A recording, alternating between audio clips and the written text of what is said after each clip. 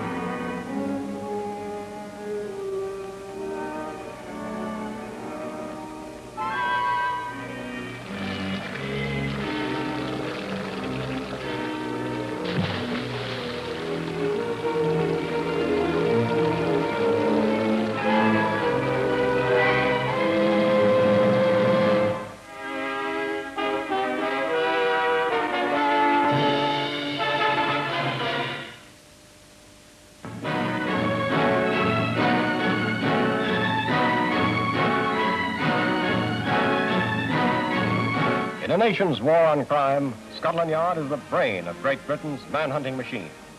Routine, detail, science, and tenacity. These are the weapons used by squads of highly trained men. Men like former Inspector Robert Fabian, hailed by the press as one of England's greatest detectives. My name is Fabian, Detective Inspector Robert Fabian. I was getting used to this case. Andrew Haggerty, an insurance agent, was the bathtub killer's fifth victim. Fifth in 18 days. The murder detail was already on the job. Surgeon, photography, and fingerprints. They could almost handle this particular type of case in their sleep. Hello, Doc. Well, it's the same picture as the others. Not a detail missing. Oh, death by drowning, huh? Yes, and a large lump at the base of the skull. Knocked him out first. Our old friend, the blunt instrument, huh? Yes, but I don't know what shape. The body was submerged in the bath and dropped on its back. So we can safely assume it wasn't an accident. Not unless he was trying to take a nap underwater. It's homicide, all right. All right, thank you, Doc. Bob, come here a moment. What is it, Eddie? These marks on the floor. The body was dragged into here. It's a nasty way to go. Any prints yet? Only the dead man's. Plenty of smudges, his own, the cleaning woman's. Keep checking, Hawkins. I want samples of everybody in the house. Right, sir. Slugged just like the others and then dropped in to drown. An insurance agent. Well, I hope he insured himself. It's the same method in each case. As if the fellow gets a kick out of drowning him. He probably does. That's one pattern. There's no motive to the general picture. Well, he's a psycho. He's insane. Well, he's still got to have a reason. Even a psycho has to have a psycho motive.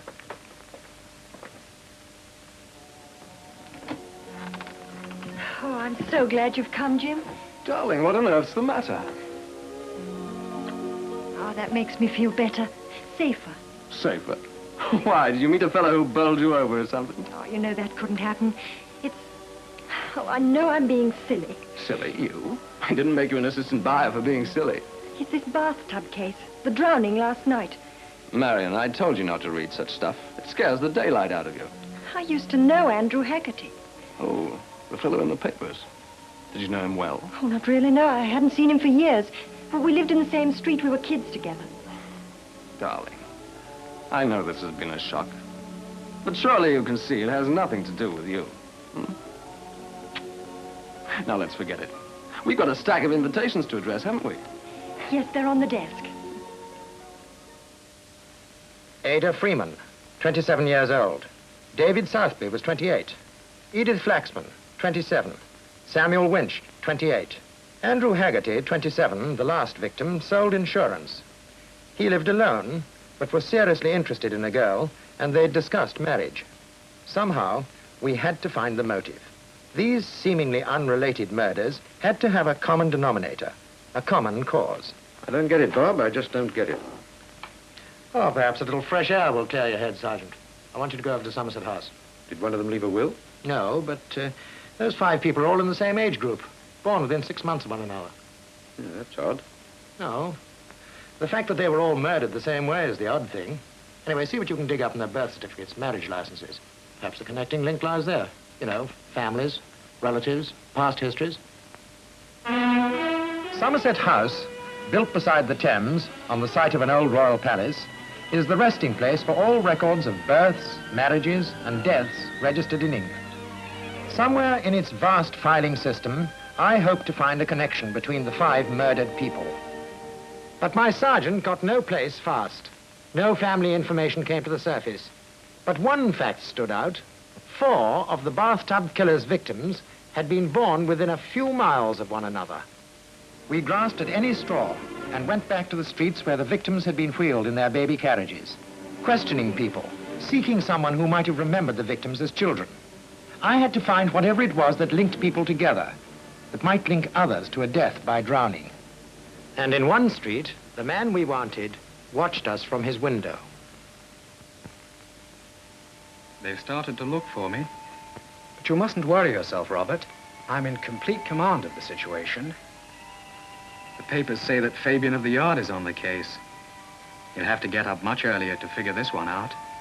What? No, Robert, I'm quite sure I've given him nothing to go on. No fingerprints, no one saw me, not a single clue, nothing. Well, my son, it's your birthday next week. 28 candles for your cake. Soon it will be 30. But you'll have a good birthday present. I promise you that. All of them. They'll be with you then. All 6 of them. What did you say, Robert? No. No, I've not found Marion Cortland yet. But I will. I will. She's not as easy as the others. I can't imagine where she's disappeared to. But if she's in London, I'll find her. For your birthday party.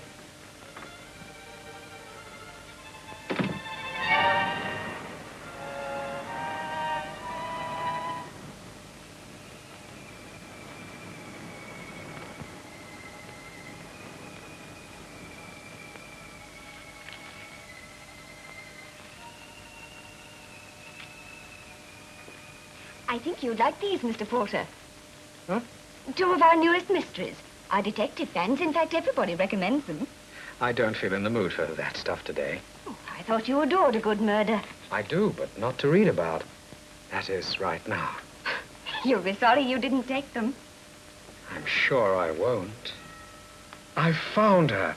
She returned to her old parish church to be married. The news item even gave her address. Well, Robert, she'll be at your party now, just as I promised. In the map room at the Yard, the frequency of various types of crime is recorded on huge maps. Murder, robbery, auto theft, burglary. Each is represented by a colored flag or pin for study as to districts and spread throughout the city. Some crimes seem to spread like an infection. 5 red flags located the bathtub murders. An infection I had to stop. This is library area, sir. And the white flags mark the birthplaces you gave me. Yes, I'm afraid they don't help much. We've been right through the district. No one appears to recall the families. The white flags started here, grew up, moved away, and I'm afraid became red flags. Yes, in the past 18 days. Now the assistant commissioner wants my scalp. I'm not telling him the reason why. The more white flags we get, the better our luck in forecasting a result. I don't want any more white flags, or some unlucky man or woman may not get out of the bath tonight.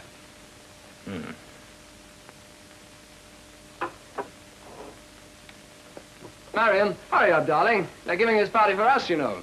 I'll be right out. Oh, Mrs. Booty, if anybody comes about the apartment, just show them around, will you? I know house, sir. I've done it before. We've taken a house in Richmond. That's nice. It's got a garden. They're nice, sometimes. I'm all ready, darling. Good, well, let's get going. We're the guests of honor. Must be on time. I know. Bye-bye, Mrs. Booty. See you in the morning. Have a nice time.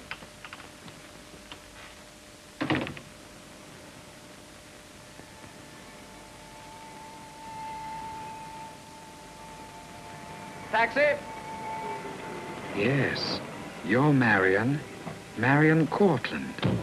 I remember you as a youngster, after school, one of Robert's friends. Yes, this is my lucky day.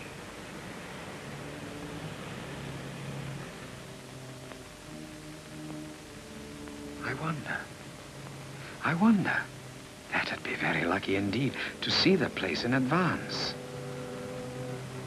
Seems very comfortable. What are the other rooms? Well, the bedroom in there. That's what she calls the kitchen.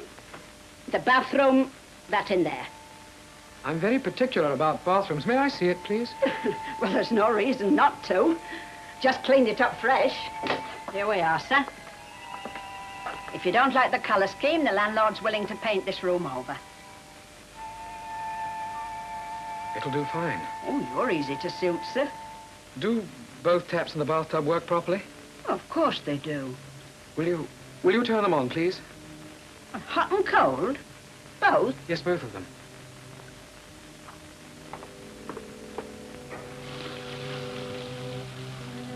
Yes. Yes, it's perfect.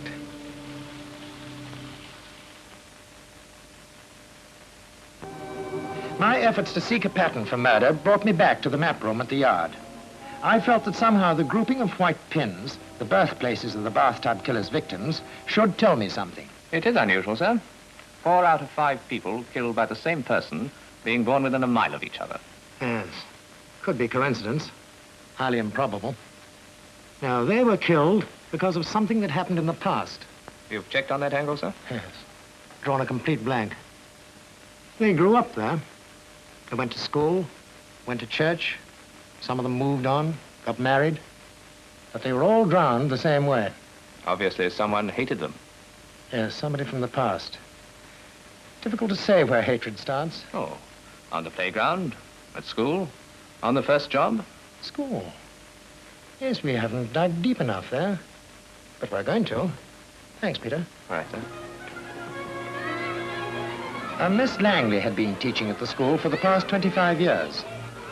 The impression little boys make on their teachers is not as lasting as they think. But she remembered Ada Freeman. Oh, yes, yes, of course. Ada was a bright girl. Oh, but these others are... Yes, of course, they're mixed up in that bathtub mystery. Well, we'd like your help, Miss Langley. Oh, but what? I don't know them. I don't want my name in the papers. But you remember Ada Freeman. Please tell me about her. Well, she was good at games and mathematics and spelling, too. Odd, isn't it, that I should remember that and forget the others? Did she have friends? I mean, girls? Boys? Oh, yes, of course. Now, I seem to recall a boy. Parker or Porter? Yes, Bobby Porter. He used to carry her books for her. Quite a crush. Yes. Tell me, were there any arguments over Ada Freeman? Any fights between Bobby and his other boyfriends? Oh, no, not with Bobby. He was far too much of a gentleman, just like his father. Well, I'd like to talk to his father. I've seen him in church lately. They used to live in Stuart Road. I'm not sure of the exact address. Stuart Road.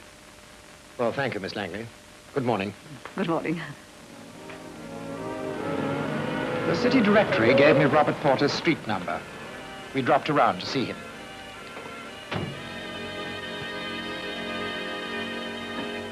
Well, Inspector, I rather pride myself on my memory.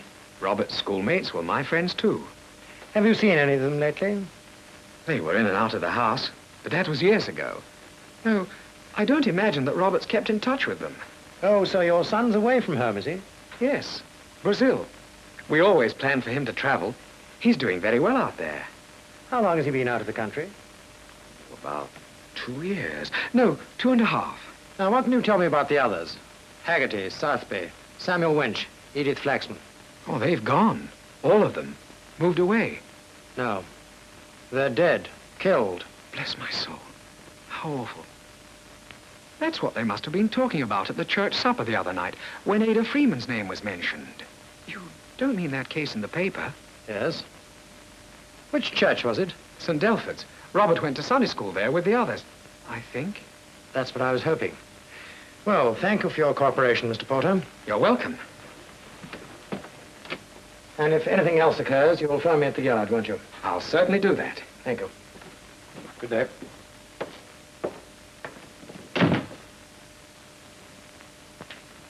Robert, did I say too much?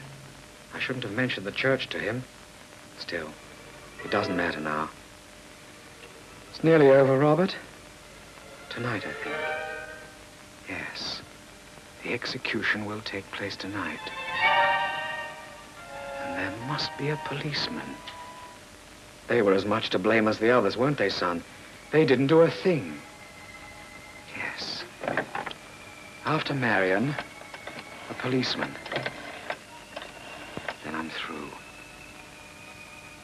Hello? Miss Cortland? Miss Marion Cortland? I don't suppose you remember me. I'm Robert Porter's father. Oh, yes, Mr. Porter, I remember. Well, of course I remember, Bobby. No, I'm not free tonight. I'm afraid it's rather urgent. I must come over and speak with you. Just for a moment, please. No, all right, then I'll wait for you. Yes, I'll be alone. Goodbye.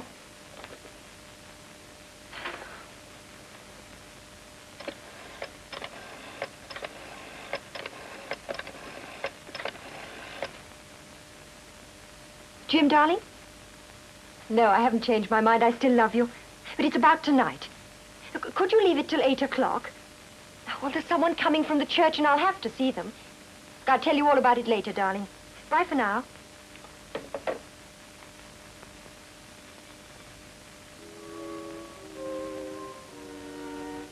Mr. Fabian will learn nothing at the vicarage. They've all forgotten we ever existed.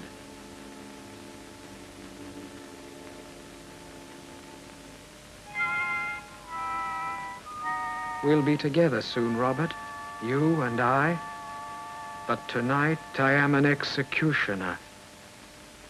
My wife will be down in a moment, Inspector. A very methodical woman, my wife. Reason I married her. She keeps everything neatly filed away, even my worst sermons. Yes, I'm sorry to intrude, sir. Oh, not at all, not at all. We're used to the police coming here. We had a visit from a police constable about 10 years ago. He was a tall chap with a pronounced lisp. This is an urgent matter, sir. Perhaps your wife could tell me what I want to know. My wife? Oh, no. She's gone over the way to look at television. Oh, well, it's about that list of names I showed you, sir. Did any of those go to your Sunday school as youngsters? Southby, Haggerty, Freeman. Oh, yes, Freeman. Yes. These are all my girls and boys. Southby, yes, a very fast type, that. Motorcycles, you know. Did they have anything in common, sir? Oh, yes. The Sunday school attendance medal, they all tried for it. Yes, and anything else, sir? We consider that quite a lot around here, Inspector. Yes, I'm sure you do. I was thinking of some experience, pleasant or unpleasant, that they might have all shared. Oh, I don't think I can recall anything of that nature. I wouldn't include tragedy in that category. Tragedy? What tragedy? Oh, about 12 years ago, a boy fell into the river. Couldn't swim, was drowned. What boy? It happened at a senior Sunday school picnic. A tragic thing. No one saw him fall in. The boy's father was quite bereft. A widower losing his only child. Who was this boy? Oh, a fine boy. The father insisted that the other youngsters were to blame, should have saved him. But while they were of the same party, they didn't see the accident. Marion Cortland was speaking to me about it only last night. Please, can you tell me his name? Oh, no, I don't think I can remember that. Now, let me see. Brainland? Warder? Porter? Robert Porter, by any chance? Porter. Yes, that's it, I think. And you say that Mr. Porter held these 6 youngsters responsible, and that this Marion Cortland was one of them? Yes, she had nothing to do with it. Of course, none of them did. Where can I find her? As a matter of fact, the public library telephoned me just before dinner about a page torn from our church bulletin. The page with the announcement of Marion's wedding. That means that Porter's located her. What's her address? Wait a minute, I think I have it here. I wrote it down yesterday. Yes, 18 Marble Street. 18 Marble Street. I've got to work fast.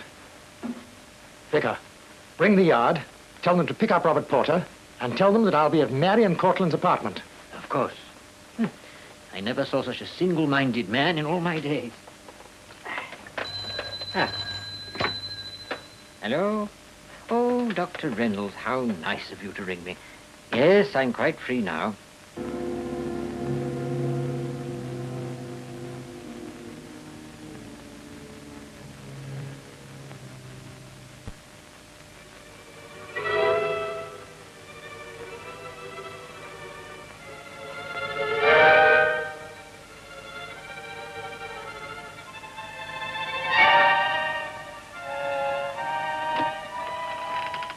Good evening, Miss Cortland. Mr. Porter, how good to see you. May I come in? Yes, please do.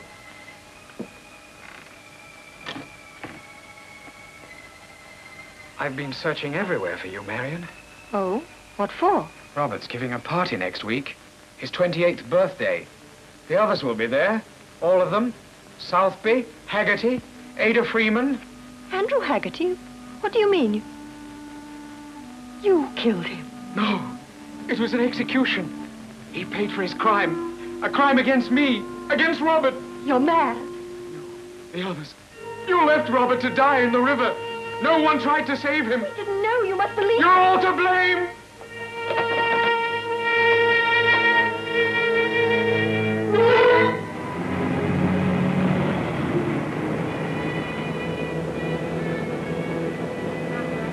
Can't you go any faster?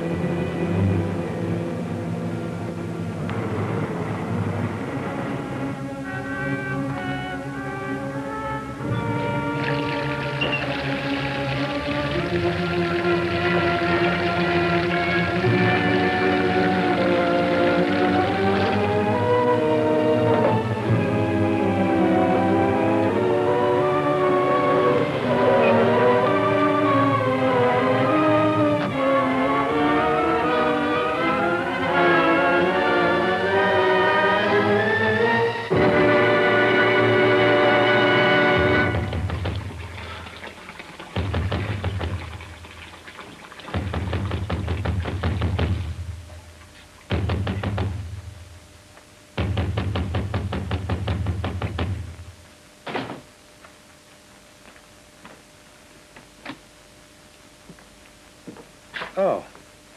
Is Miss Cortland here? No, I've been waiting for her.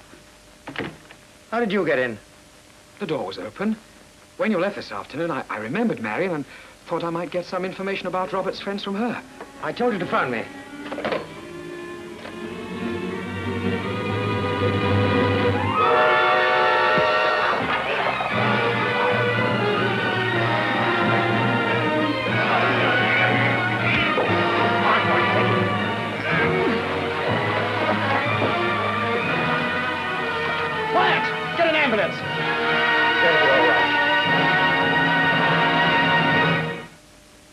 Inspector Fabian was played by Bruce Seaton.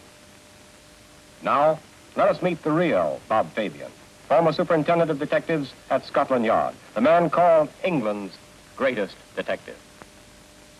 Police science and routine police work make it increasingly difficult for the so-called invisible killer to escape. It wasn't brilliant detection, just routine work that located and stopped Mr. Porter. And he is now in an asylum for the criminally insane.